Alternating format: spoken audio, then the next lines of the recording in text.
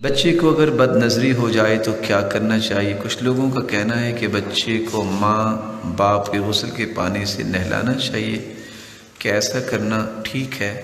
نظر بد کے بارے میں آپ کی خدمت میں 5 باتیں پیش کروں گا۔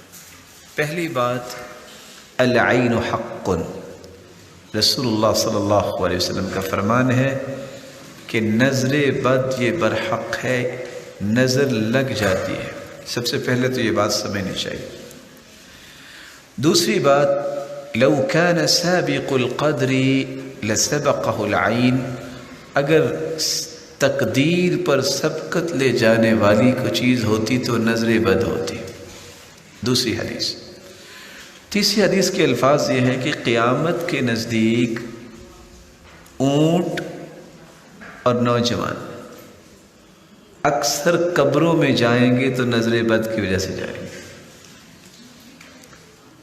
چوتھی بات، ضروری نہیں کہ نظر لگانے والے دوسرے ہو سکتے ہیں، اپنی بھی انسان کی نظر بچوں کو لگ سکتی ہے۔ اس لیے قرآن کہتا ہے وَلَوْلَا إِذْ دَخَلْتَ جَنَّتَكَ قُلْتَ مَا شَاءَ اللَّهُ لَا قُوَّةَ إِلَّا بِاللَّهِ، آپ جب باغ میں گئے ہیں تو آپ نے یہ کیوں نہیں کہا مَا شَاءَ اللَّهُ لا قوت الا باللہ، آپ نے کیوں نہیں کہا؟ تو جب بھی کوئی چیز اچھی لگے تو کیا کہنا چاہیے؟ ما شاء اللہ لا قوت الا باللہ۔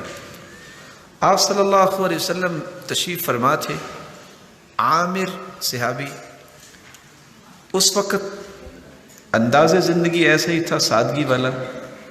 ایک شخص غسل کر کے آیا، صرف اس کے کندھے نظر آ رہے تھے، تو ایک شخص نے صرف یہ کہا اوئے کیا کمال کی جوانی ہے، وہ وہاں ہی گر گئے۔ تو آپ نے اس وقت فرمایا تھا علی ما یقتل احدکم اخاہ، تم میں سے کوئی شخص اپنے بھائی کو کیوں قتل کرتا ہے؟ لفظ کیا بولے ہیں؟ قتل کرتا ہے۔ تم نے یہ کیوں نہیں کہا ما شاء اللہ لا قوت الا باللہ؟ تو نظر بد جو ہے والدین کی بھی لگ سکتی ہے، نظر بد کسی اور کی بھی لگ سکتی ہے۔ اس لیے چوتھا کام یہ کرنا چاہیے، ان 3 باتوں کے بعد صبح اور شام وہ دعا پڑھ کے اپنے بچوں کو دم کریں جو دعا سیدنا ابراہیم علیہ السلام اسماعیل اور اسحاق دونوں کو دم کیا کرتے تھے، اور وہی دعا جو ہے وہ جبریل امین نے آ کے اللہ کے رسول کو بتائی جب حسن و حسین جو جنت کے شہزادے ہیں، جب وہ دونوں بیمار تھے تو آپ صلی اللہ علیہ وسلم بیٹھے تھے تو جبریل امین تشریف لائے، پوچھا کہ آج آپ پریشان ہیں؟ فرمایا یہ دونوں میرے پھول بیمار ہیں، حسن و حسین۔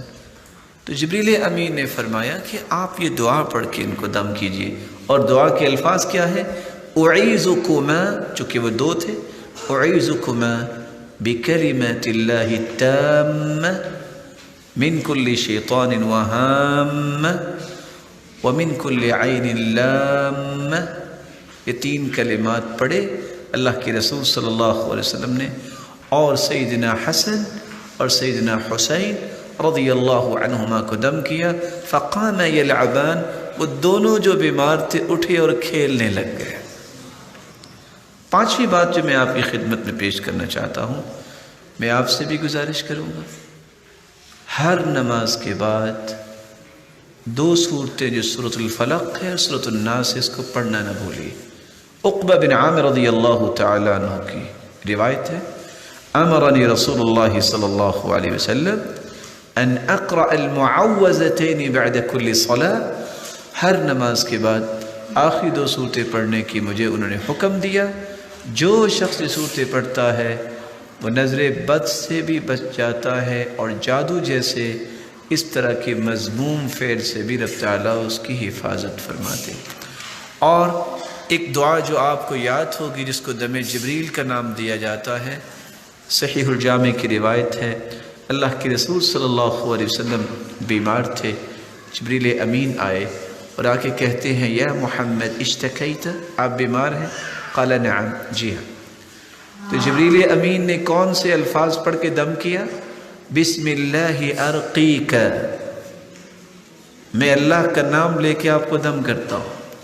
من کل شیء یؤذیک، ہر اس چیز سے جو آپ کو تکلیف دے رہی ہے، من شر کل نفس، ہر نفس کی شرارت سے، او عین حاسد، ہر حاسد کی نظر سے، بسم اللہ ارقیک، میں اللہ کا نام کے ساتھ دم کرتا ہوں، واللہ یشفیک، اور اللہ ہی آپ کو شفا دینے والے۔ یہ دعا یاد کرنی چاہیے اور صبح و شام بچوں کو دم کرنا چاہیے۔